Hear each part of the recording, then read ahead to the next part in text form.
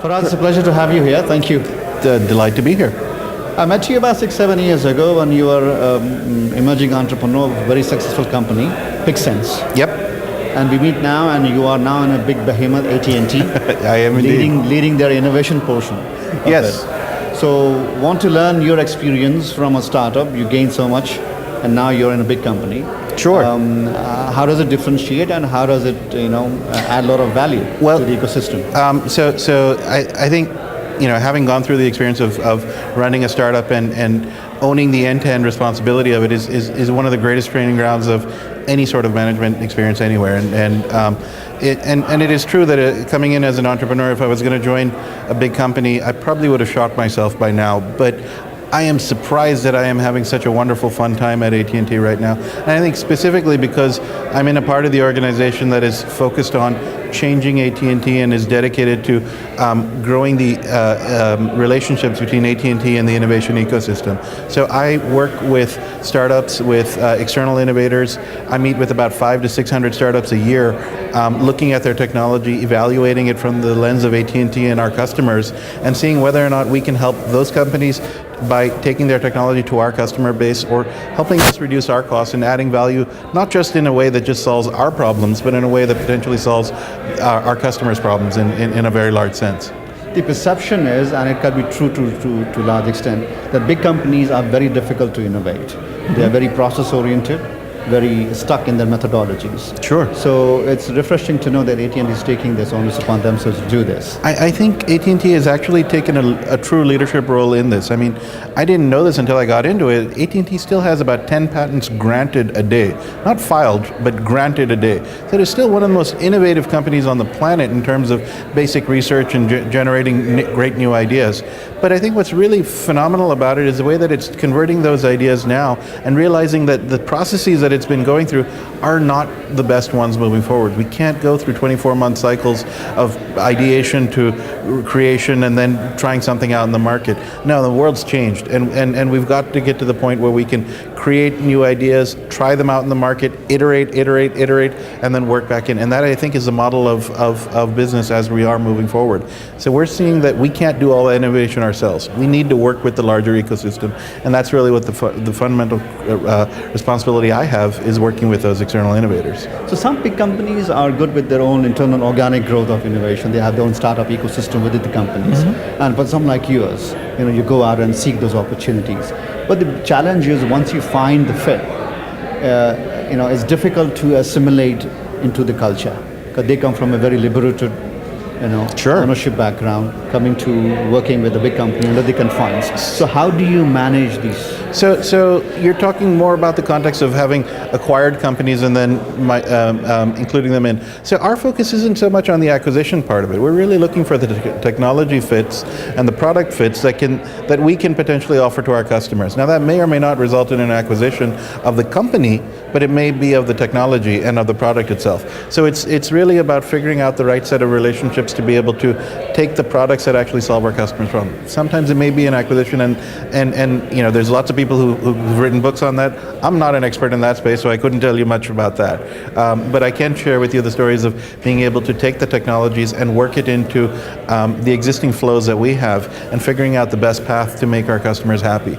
But when you go and seek technology, you're seeking a company's, IP, the company's product. Well, let me give you an example. So we had a problem of every month we have many hundreds of thousands of subscribers joining AT&T every month. Sure. And when they sign up, they're signing up for what they think is their first monthly plan. It's so many dollars per month.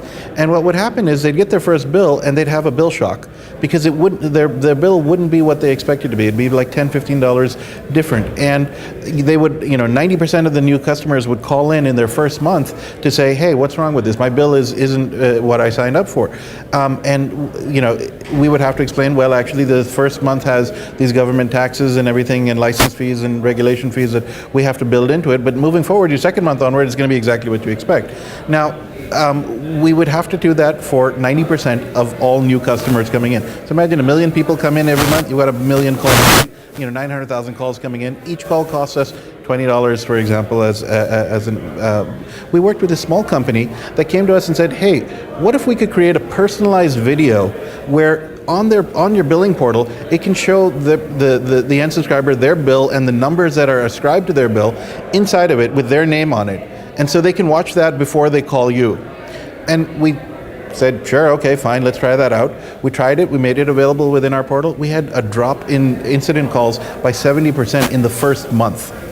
So go from 900,000 calls to 90% or 70% smaller of that. It's a really big deal.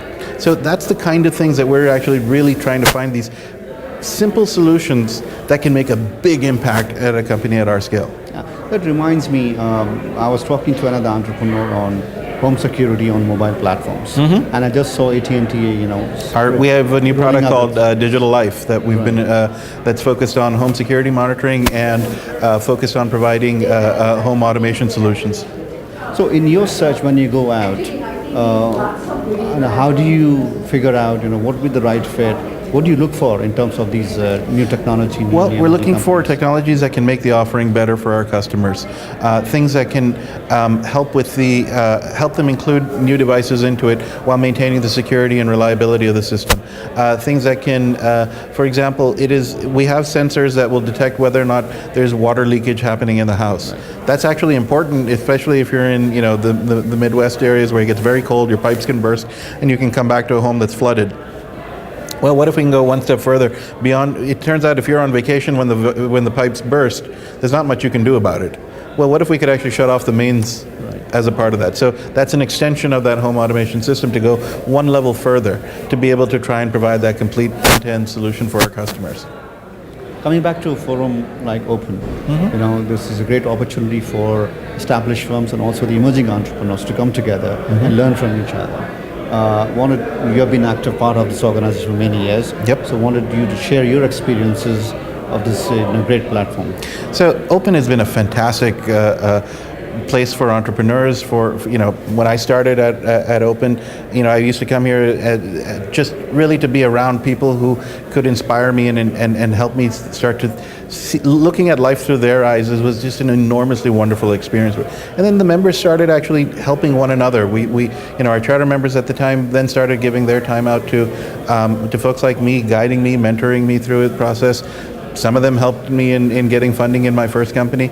But establishing that relationship of trust and mentoring, and what I found is that human beings actually do like to help one another. You have to give them the chance and the opportunity to do so. And what Open has been so wonderful at doing is creating those opportunities for people to give of themselves to one another and set up the right structure in making that a reality for everyone. All right, Faraz, like always, pleasure. Thank you. Hey, my pleasure.